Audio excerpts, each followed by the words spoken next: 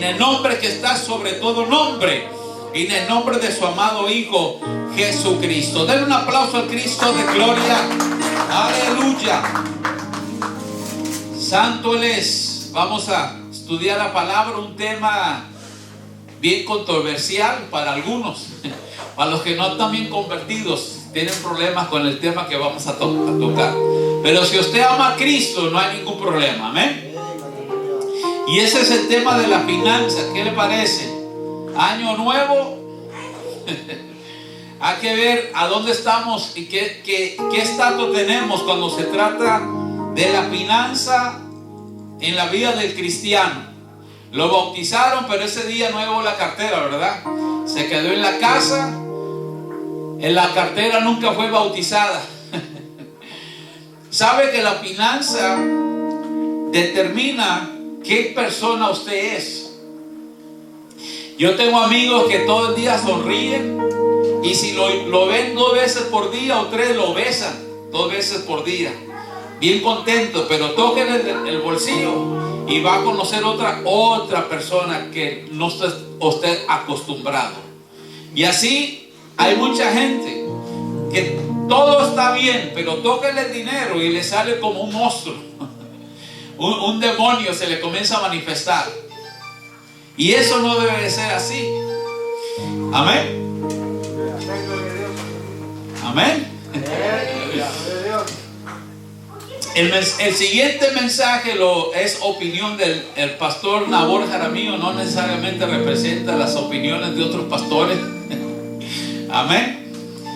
Vamos a hablar sobre cuando usted pone su finanza a la mano de Dios.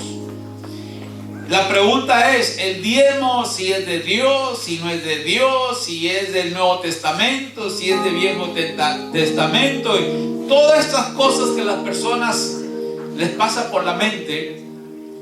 Y yo también fui uno de ellos también. Yo me pregunté, cuando yo me convertí y que comenzaron que el diezmo, le digo, espérate un momento, ¿de qué es esto? Y me puse a estudiarlo. Amén. Porque yo estaba interesado en saber qué dice la Biblia. Que cuando usted trae finanza al altar, ¿de quién es? ¿De quién es y por qué usted trae finanza en el altar? ¿Listo? Vamos a estar usando el libro de Hebreos capítulo 7 y no voy a usar un versículo para manipularlo. No voy a usar 2 versículos para manipularlo. Porque acá no se trata de manipulación. Acá se trata qué es lo que dice la Biblia sobre el 10% de lo que le entra de finanzas en su vida. Esto es 28 versículos, porque yo sé que usted quiere irse a la casa a dormir. Pero si quiere le predico de Génesis a Revelación sobre el mismo tema, como usted guste. Amén. Pero vamos a usar esto 45 minutos o 1 hora, de acuerdo al tiempo. Este mensaje que yo lo voy a dar, nadie me lo predicó y no lo he escuchado predicar. Yo mismo lo saqué para contestarme mis propias preguntas sobre el diezmo. Y yo llegué a la conclusión que al usted ofrendar, no necesariamente el diezmo, pero a usted ofrendar, usted le está ofrendando directamente a Jesucristo. Te lo voy a enseñar en la Biblia. Y cuando yo me enteré, cuando yo me convencí a través de la palabra que el dar es dar directamente a Cristo, ya hubo una paz y una tranquilidad en mi corazón de que lo que usted hace con su finanza aquí en el Alpolín, iglesia, va directamente a Jesucristo. Amén. Mire cómo dice. Para poder entender esto se necesita mucha Biblia. Si usted no lee la Biblia y no estudia la Biblia, va a estar perdido. Dice, porque este Melquisedec, rey de Salem, sacerdote del Dios Altísimo, salió a recibir a Abraham, que salía de la derrota de los reyes, y lo bendijo. A quien asimismo dio a Abraham los diezmos de todo. Pregunta, ¿a quién dio Abraham los diezmos de todo? A quien asimismo dio, ¿quién dio el diezmo? Abraham. ¿A quién? ¿A quién se lo dio? A Melquisedec. ¿Y quién era Melquisedec? Un sumo sacerdote. Nosotros le sirvemos al Dios de Abraham, al Dios de Isaac, al Dios de Jacob, al Dios de los hebreos. Amén. Ese es el Dios de la Biblia. Abraham vivió antes, fue el primer hebreo. Cuando usted escucha la palabra judíos, hebreos, los patriarcas, todo salió de los lomos de Abraham. Dios sacó una nación de un hombre. Amén. Cualquiera decía, bueno, el único que puede tener hijos son las mujeres. Sí, correcto. Pero Dios puso a Abraham de cabeza. Abraham, de los lomos de él salió una nación hebrea, los judíos, que Dios había separado para que le sirviesen. Entonces Abraham, usted lo conoce como el padre de la ¿qué? De la fe. Le creyó a Dios y le fue contado por justicia. Entonces estamos viendo un relato que Abraham derrotó, tuvo el botín y le dio el 10% a Melquisedec, que es una figura de Cristo. Usted sabe que Cristo ha existido por la eternidad. Amén. Cristo no fue criado. Cristo no es un ángel. Cristo no tiene principio de días ni fin de vida, sino que es constituido rey, rey y sacerdote de acuerdo al orden de Melquisedec. Amén. Yo por eso, en mi opinión personal, Nabor Jaramillo, no le celebro el cumpleaños a Jesucristo. ¿Ok? Solamente Nabor tiene ese problema. Usted no, usted está bien. Porque Él no tiene principio de días. Él es el eterno Dios. Entonces, este Melquisedec, rey de Salem, de la paz, de la ciudad de paz, sacerdote. ¿De quién era sacerdote Melquisedec?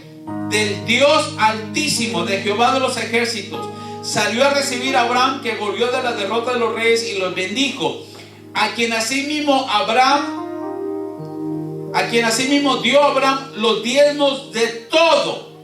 O sea que el diezmo no es un concepto de Dios. ¿Usted sabía eso? Si usted se mete en la palabra, usted va a ver muchas cosas que no son de Dios, sino que han salido del corazón del hombre.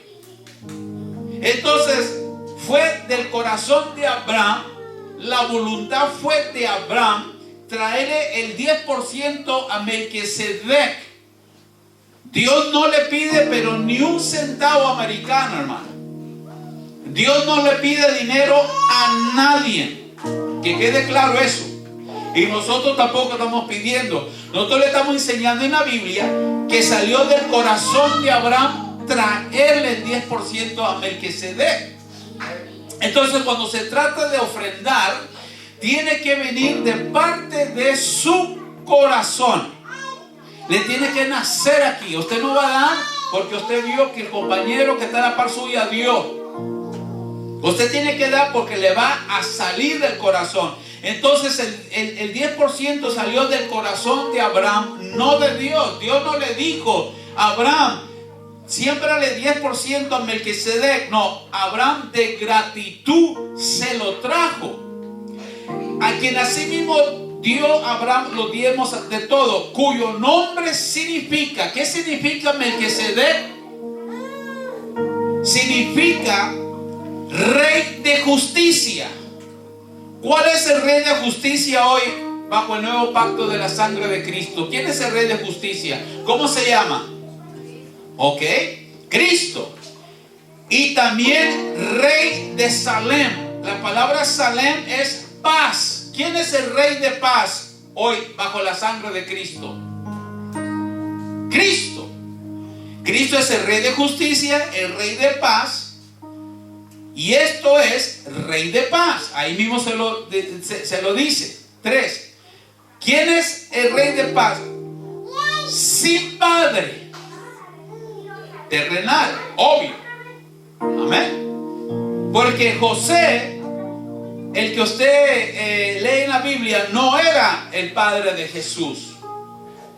Recuerda que vino el Espíritu, la sombra del Espíritu Santo vino sobre María y María concibió del Espíritu Santo. Jesús no tenía padre terrenal, ¿correcto?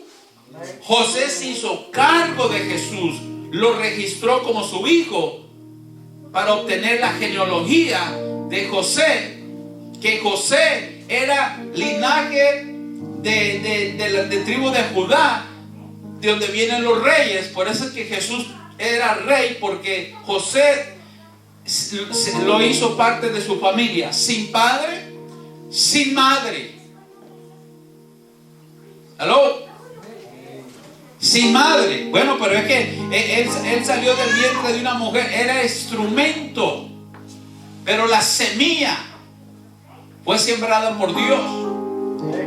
Sin genealogía, porque usted está convencido que Jesús nació en diciembre 25, hermano. La Biblia dice que Jesús no tiene genealogía. Jesús es el criador. Antes que existiese la planeta Tierra, antes que existiese la luna, las estrellas y el sol, Él ya existía. Usted le sirve a un criador, a un Dios que crió toda la existencia y los ángeles. Jesús crió a Lucifer, a Satanás. Satanás sí es un ángel caído. Satanás sí tiene principio de días, y Satanás sí tiene fin de vida en el lago de fuego. Pero Jesús, sin madre, sin padre, sin genealogía, que ni tiene principios de día ni fin de vida, sino hecho semejante al Hijo de Dios, permanece sacerdote para siempre. Es que su Dios es muy poderoso para nosotros poderlo entender. Amén. Cuando usted reciba toda esta revelación, usted va a dejar de tener discusiones entre sus propios hermanos. Que en la iglesia, en toda la iglesia, un pleito, vaya, hermano. Amén. Porque lo mío es que usted conozca al Dios de la Biblia y todo lo demás se arregla. Considerar pues cuán grande era este. Considere qué tan grande era Melquisedec, qué tan importante era Melquisedec, a quien aún Abraham, patriarca, dio diezmos del botín. En otras palabras está diciendo, para que el padre Abraham le haga diezmado a Melquisedec, Melquisedec era una persona importante. Nosotros, a través del Logos, el Logos es los 66 libros de la Biblia, a través del Logos, ahora reconocemos que Melquisedec representaba un tipo de Cristo. No era Cristo, pero era similar, con características de Cristo, igual que José, el que fue vendido a Potifar, también tenía muchas cosas similares a Cristo, porque Cristo se anunció de antemano. Melquisedec, José, toda esta gente era sombra de lo que había de venir. Dios no hace nada sin antes avisarnos. Similar a Juan el Bautista. Juan el Bautista era el primo de Jesús. Juan el Bautista nació 6 meses antes, tenía 6 meses de avanzado de edad de Jesús. Dice que Juan vino a enderezar el camino del Señor. Amén. Entonces estamos viendo figuras y sombras de lo que había de venir. Ciertamente de los que entre los hijos de Leví reciben el sacerdocio, tiene mandamiento de tomar del pueblo los diezmos según la ley. El escritor ya está enseñándonos en el nuevo pacto.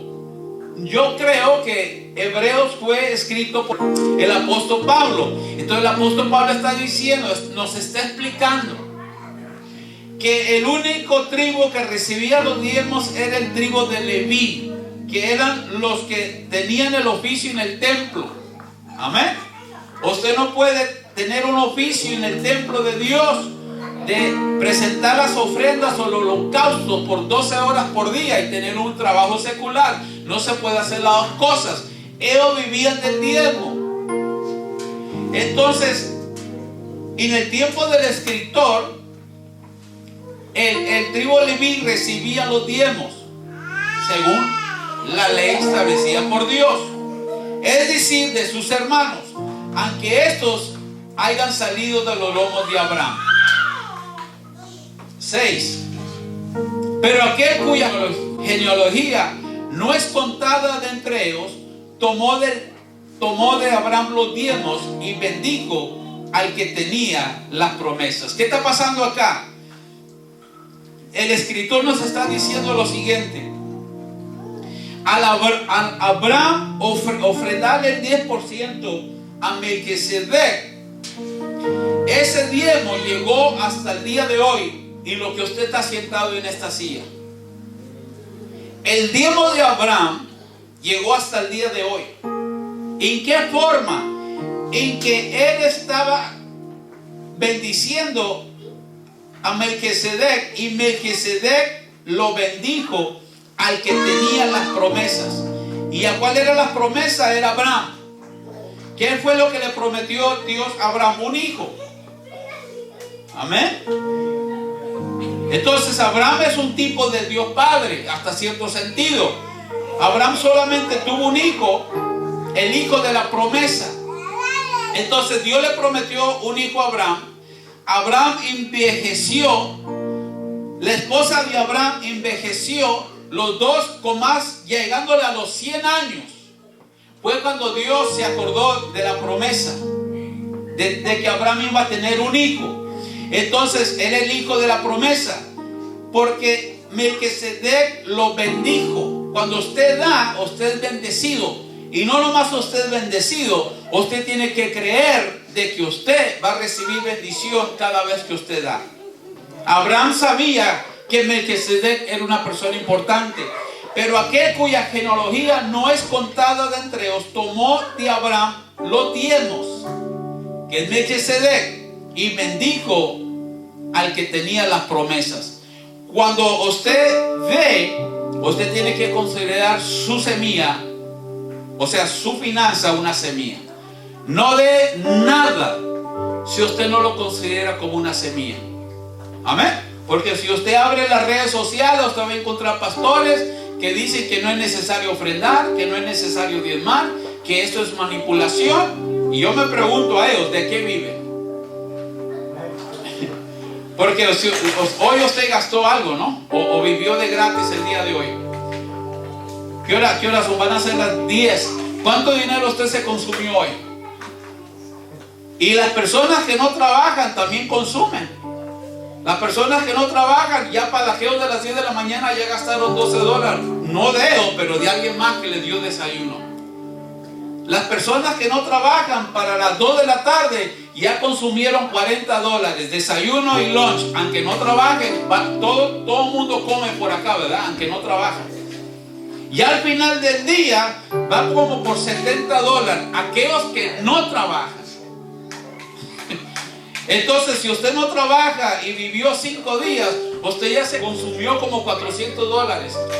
De la mamá, del papá, del primo, del amigo, no sé de dónde los buscó, pero usted consumió, ¿sí o no? Entonces, cuando usted va a dar, ¿por qué usted se ofende? Otra vez dinero. Y cuando usted estaba en pañales y le daban leche, ¿cómo usted ahí sí no se quejaba, verdad? Que le dieran leche. Todo es dinero, ¿no?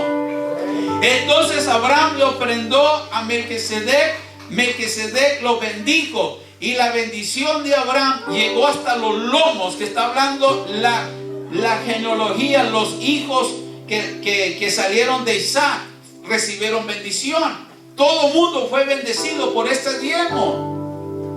Amén. El patriarca de la fe.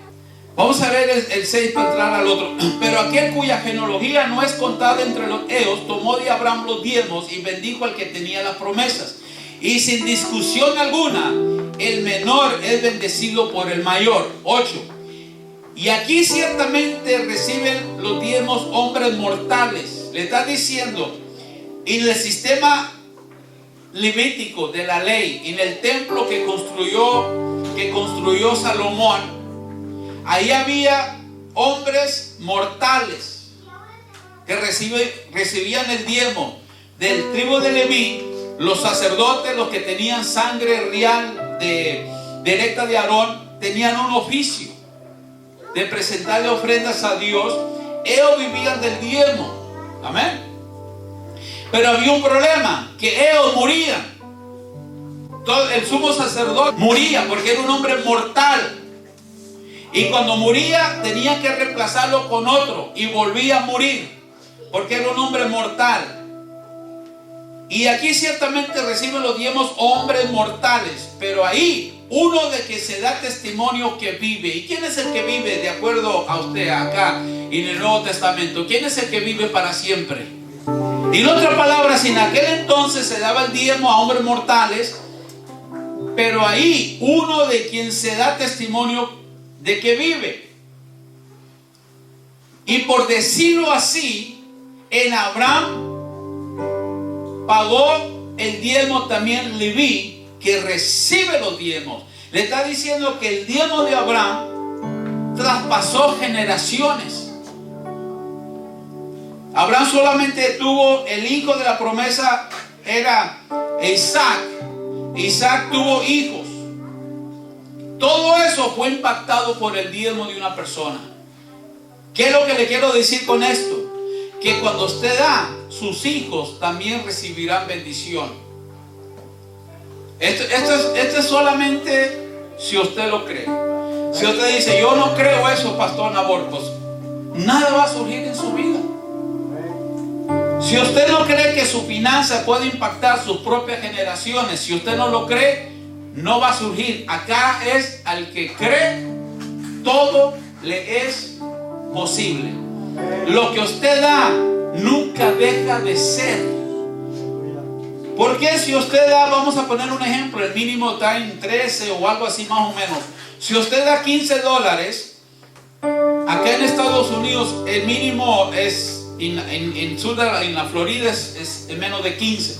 Si usted da 15, usted está dando una hora de su vida, 60 minutos que usted invirtió sirviéndole a alguien más para que alguien más le pagase $15. Si usted lo pone en el arbolín, usted está ofrendando 60 minutos de su vida, ¿o no? Usando ejemplos. Yo sé que usted gana más que eso. O si tiene su propia empresa.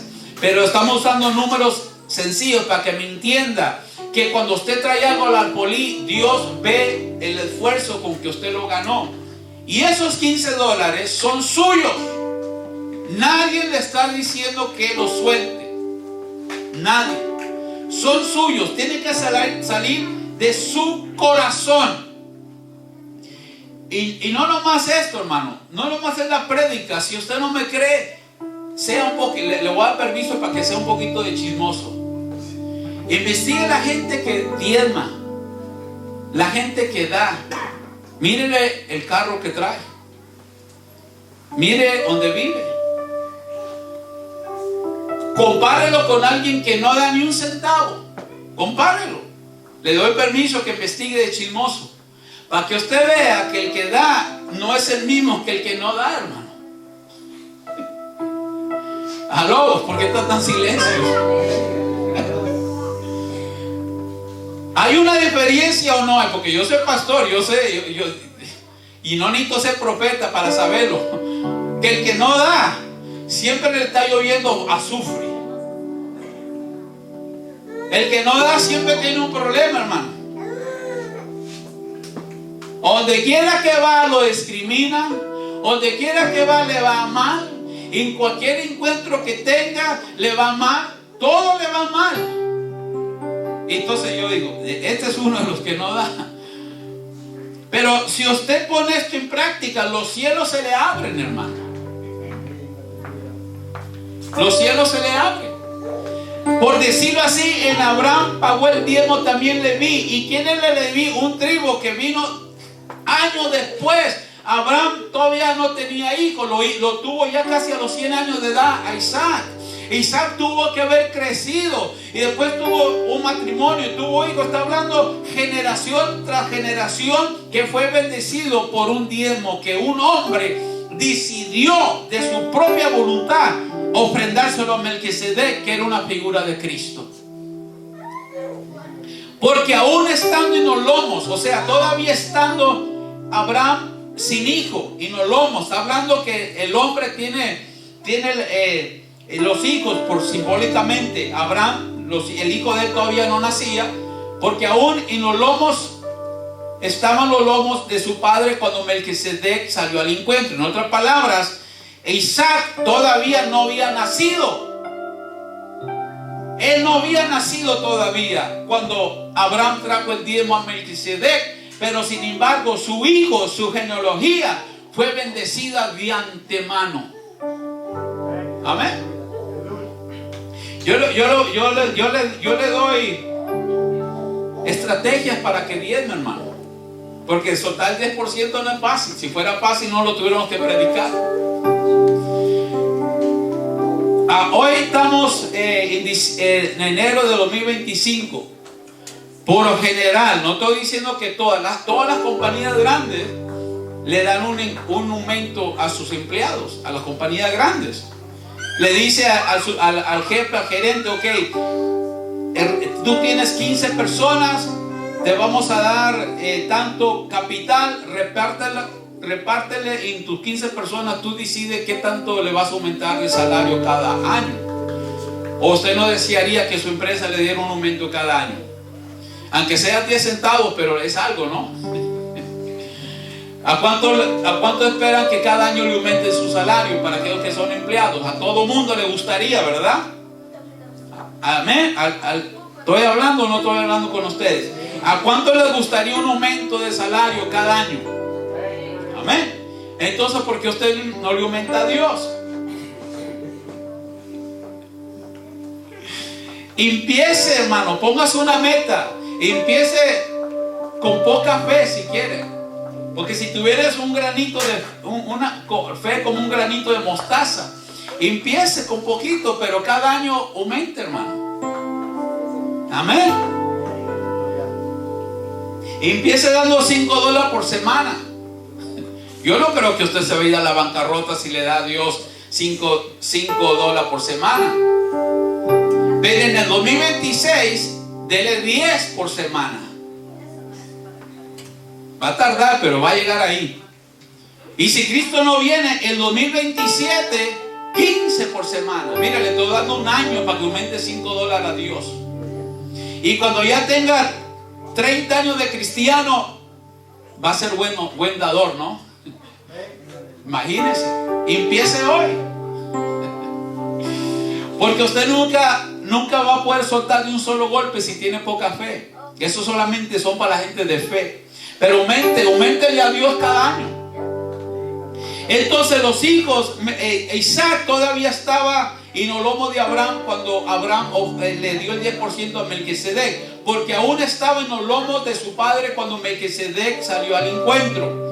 Si pues la perfección fuera por el sacerdocio levítico, si la perfección fuera por el sistema que estableció Moisés a través del tribu de Leví, Hebreos 7:11.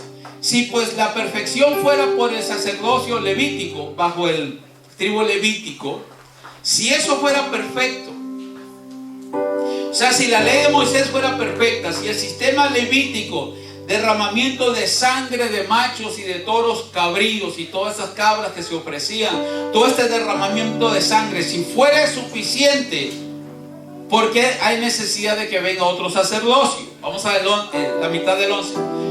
¿Qué necesidad habría aún de que se levantase otro sacerdote según el orden de Melquisedec y que no fuese llamado según el orden de Aarón? El escritor se está preguntando algo, porque usted se debe de hacer preguntas.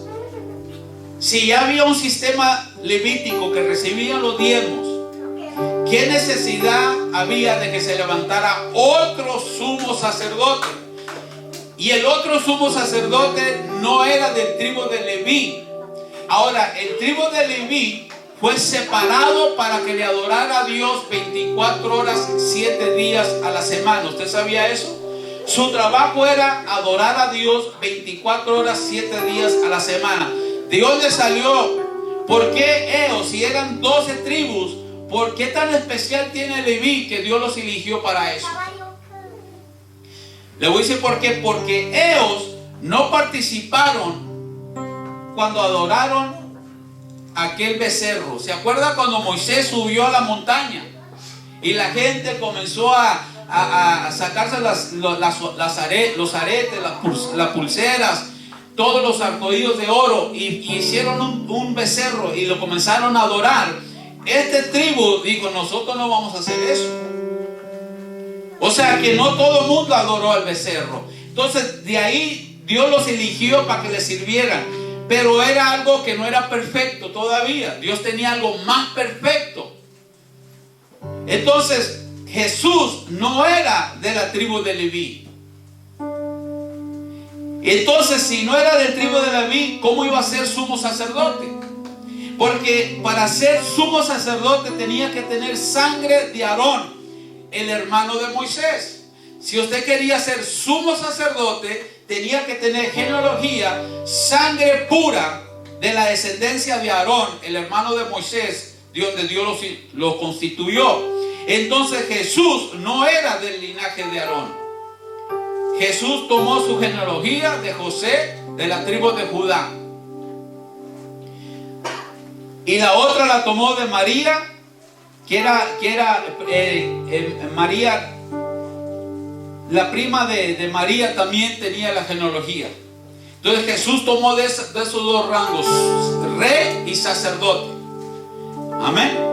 Elizabeth, ya me vino a la mente.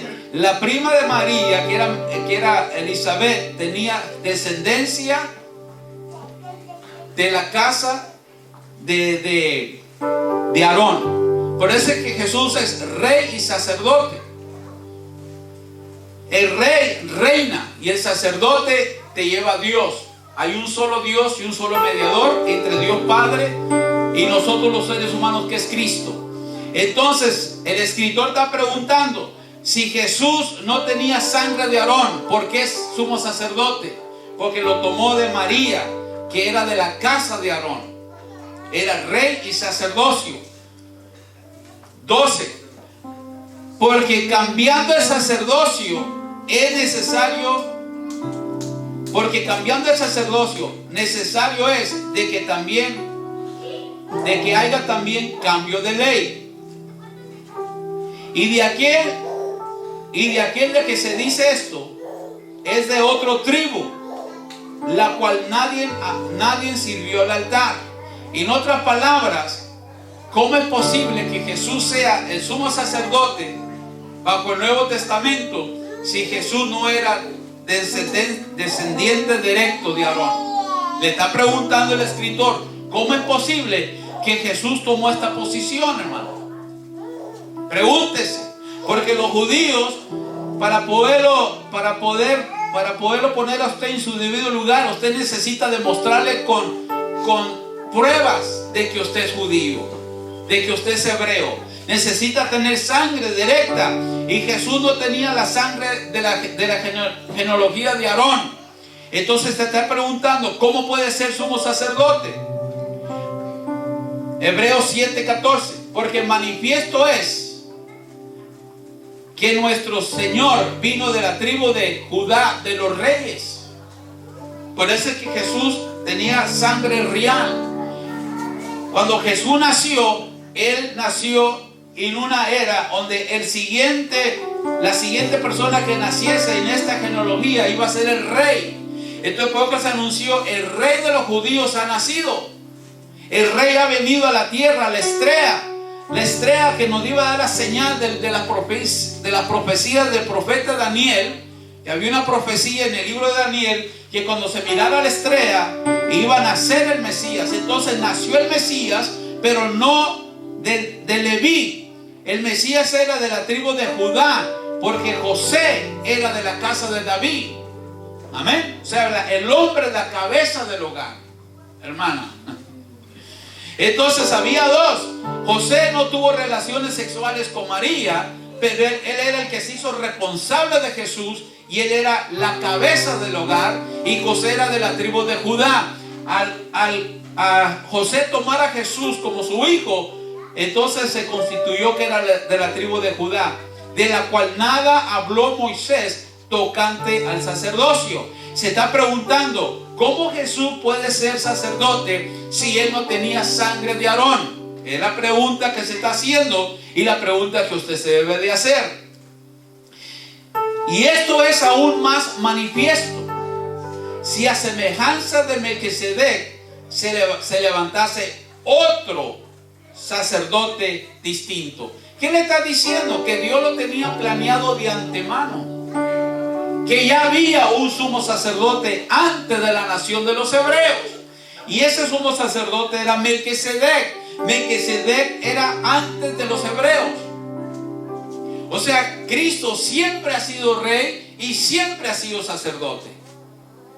Amén. De la misma manera que Cristo, de acuerdo al Pedro, al apóstol Pedro, Jesús fue crucificado antes de la fundación de la planeta Tierra. Amén. Antes que Adán y Eva fueron criados por Dios, ya había sido crucificado. Antes de la fundación de los cielos y la tierra, Cristo ya había sido crucificado, porque Dios no hace nada sin antes avisar. Y a esto aún más manifiesto, si a semejanza de Melquisedec se levantase otro sacerdote distinto, no constituido conforme a la ley del mandamiento acerca de la descendencia. O sea, Jesús no fue constituido sumo sacerdote de acuerdo a la ley del mandamiento acerca de la descendencia, sino según el poder de una vida indestructible, o sea, una vida que no tiene fin. Cristo es el reino inconmovible. Lo que le está enseñando que Cristo siempre ha existido, y que esto de la tribu de Leví era para los hebreos, pero que ya había un sumo sacerdote, ya había un rey que gobierna. Pues se da testimonio de él: tú eres sacerdote para siempre, según el orden de Melquisedec. En otras palabras, cuando nació Jesús, nació como rey y sacerdote, porque estaba tomando el linaje de Melquisedec antes de los hebreos. Abraham es el primer hebreo. Esto ya era antes. Amén. Por eso es que el diezmo no es de la ley. El diezmo no es de Dios. El diezmo es de una idea de Abraham, nuestro patriarca, el padre de la fe. Él fue el que sacó esta idea. Y Isaac también diezmó. Todo el mundo comenzó a diezmar porque lo recibieron de su padre Abraham. Pues se da testimonio de él: tú eres sumo sacerdote, o tú eres sacerdote para siempre, según el orden de Melquisedec. Queda pues abrogado el mandamiento anterior a causa de su debilidad y inefancia. En otras palabras, le está diciendo: el sistema levítico tenía un problema. El sistema que estableció Moisés tenía un problema. El problema era lo siguiente: que era manejado por hombres mortales. Se morían. Por eso es que usted no puede tener la fe en un hombre, en un profeta, en un apóstol, en un pastor, en un evangelista, un maestro, en nadie que se dice ser algo, porque si se muere, usted va a estar decepcionado. Amén. Y Dios no quiera, se divorcia, usted se va a decepcionar y hasta de la iglesia se va a ir. Porque usted tiene la mirada en la persona equivocada. Usted tiene que tener la mirada en Cristo, que Él no tiene fin de vida. Cristo es para siempre, hermano. Entonces, cuando usted ofrenda, usted le está ofrendando a Cristo, y su ofrenda vive para siempre. Amén. Sigamos.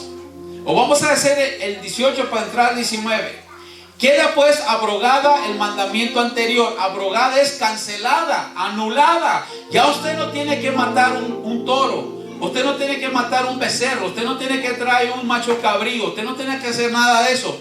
Dice que la sangre de los machos cabríos y todo esto ya no es necesario. Es Cristo que fue el sacrificio perfecto. Entonces queda cancelado el sistema levítico, queda cancelado. Queda pues abrogado el mandamiento anterior a causa de su debilidad y inefancia. Pues nada perfeccionó la ley. Nada perfeccionó la ley. La ley era algo temporal en lo que llegaba a Cristo. Amén. Vamos a empezar. Noé fue usado por Dios para salvar a 8 personas en lo que Cristo llegaba. Abraham fue una persona usada por Dios en lo que Cristo llegaba. E Isaac fue otra persona usada por Dios en lo que Cristo llegaba. Amén. Jacob, el patriarca de los 12 tribus, también era algo temporal. Todo esto que usted ve en la Biblia son hombres y mujeres usados temporalmente en lo que Cristo llegaba a la tierra. Al venir Cristo, todo se encerró en Él. Pues nada perfeccionó la ley, y de la introducción de una mejor esperanza. ¿Qué hizo Cristo? Introdujo una mejor esperanza.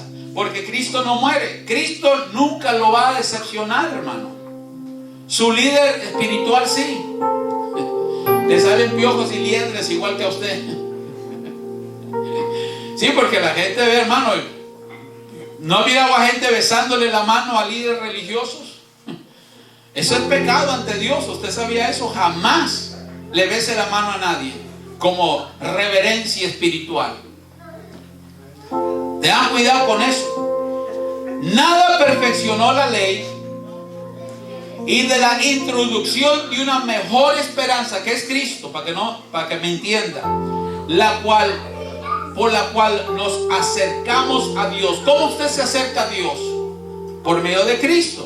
Un solo Dios, el Dios verdadero, el creador de los cielos y la tierra. Un solo mediador entre nosotros los seres humanos y Dios Padre. No hay más.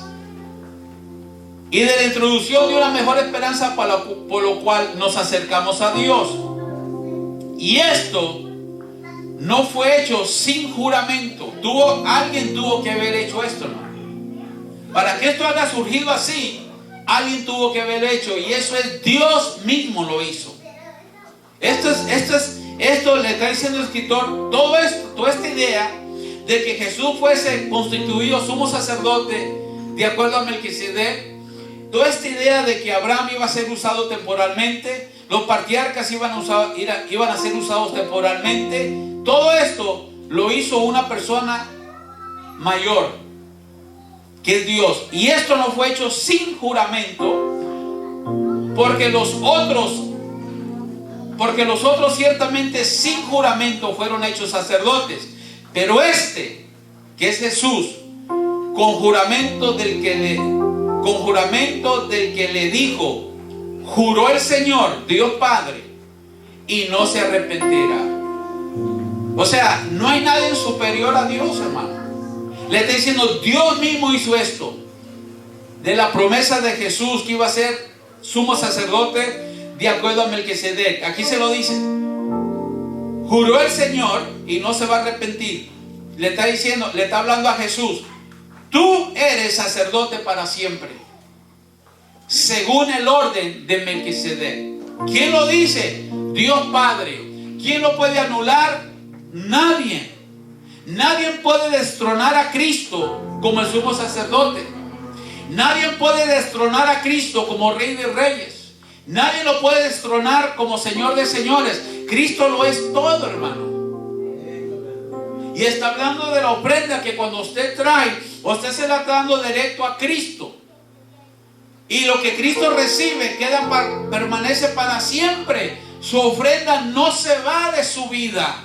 Su ofrenda es trasladada a otra dimensión. Dios no es ladrón para estarle robando cosas a nadie. Ni se queda con nada, porque entre más usted le ponga en sus manos, más usted le da cabida a Dios en su vida para que Dios trabaje en su vida. Amén. Dice Dios Padre, juró el Señor y no se arrepentirá. Tú eres sacerdote para siempre según el orden de Melquisedec. Por tanto, allí entra la palabra del Nuevo Testamento. Por tanto, Jesús es hecho fiador de un mejor pacto. En otras palabras, ahora el que recibe lo que usted pone en la alfolí es Cristo. ¿Por qué? Porque Él es el sumo sacerdote.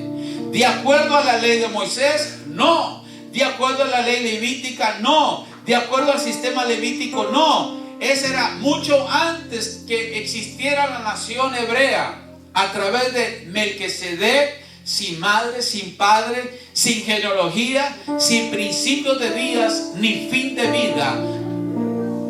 Por tanto, Jesús es hecho fiador de un mejor pacto, y los otros sacerdotes llegaron a ser muchos, debido a que por la muerte no podían continuar. ¿Qué le está diciendo la palabra?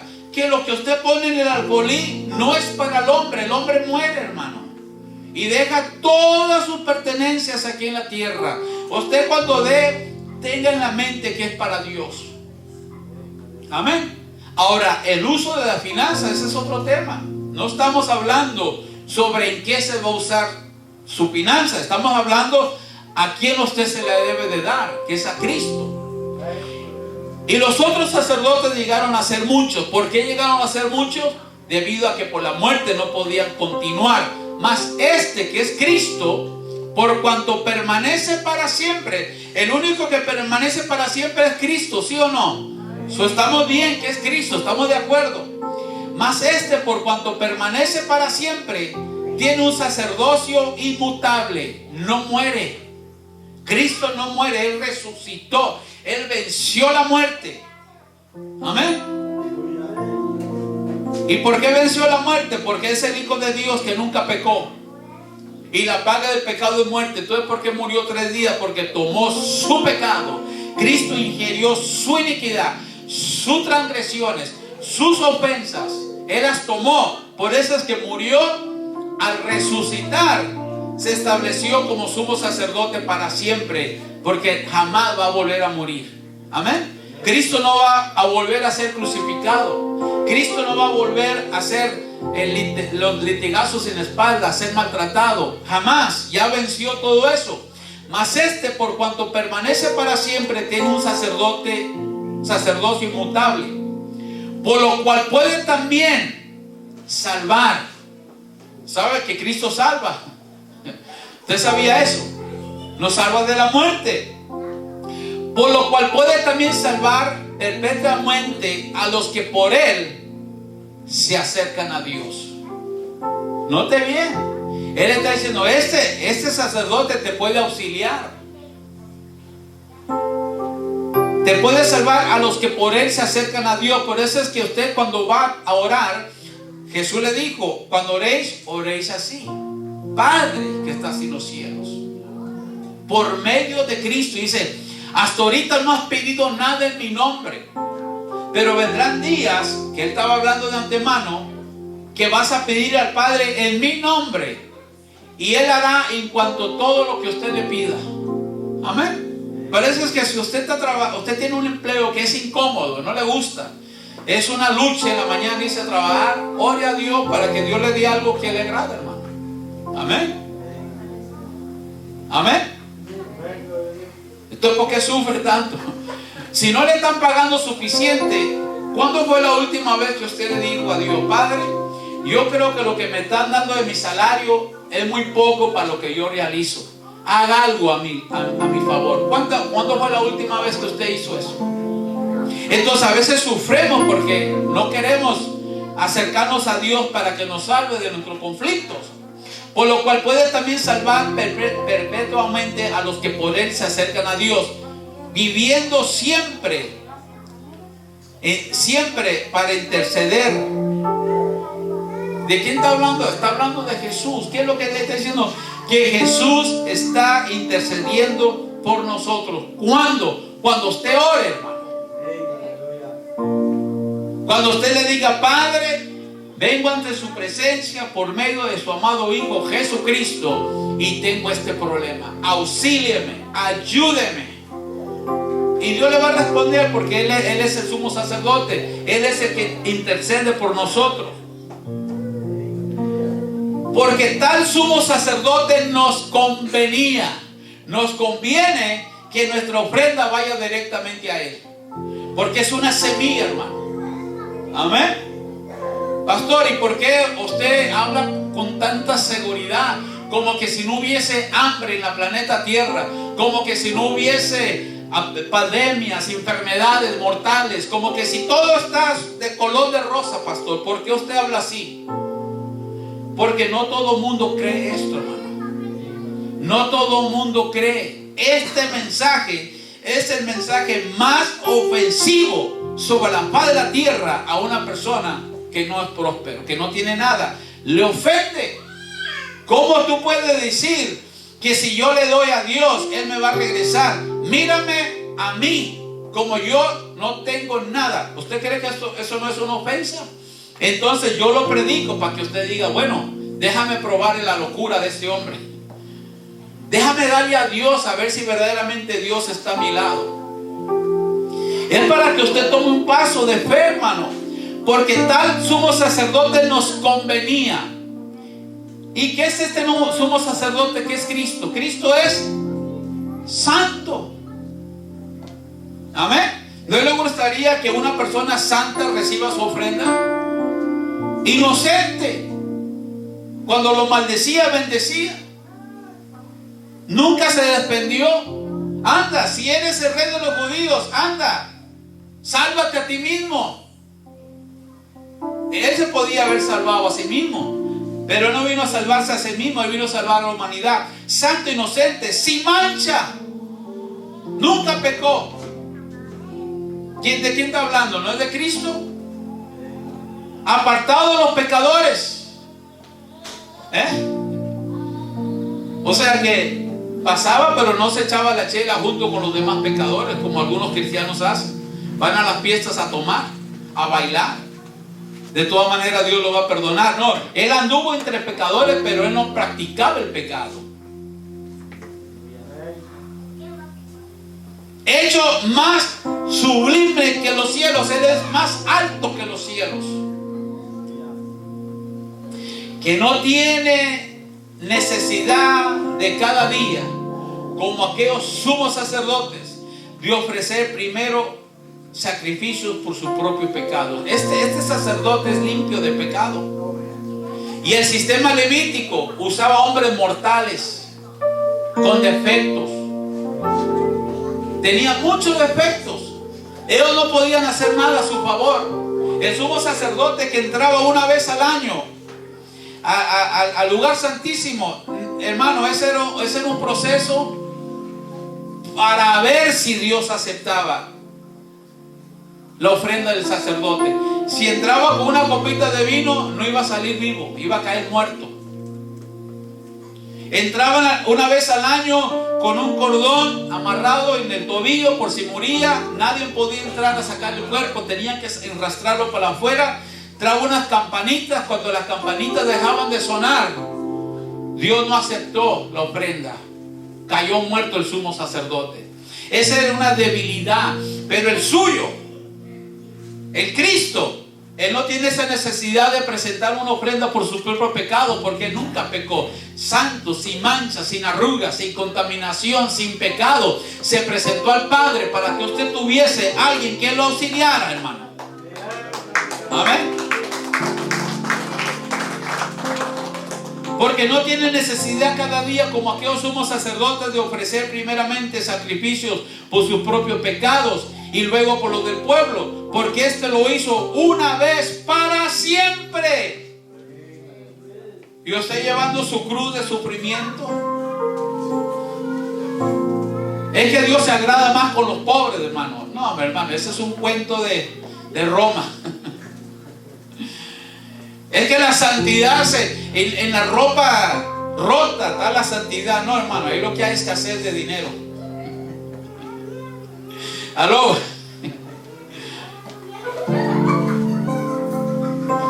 Entonces esto se hizo una vez para siempre, para que usted no sufriese, hermano.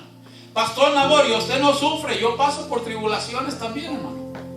Estrés mental, a veces no duermo de tanto estrés mental, pero en lo que estoy despierto estoy buscando la gloria de Dios, que tampoco me voy a poner ahí a llorar.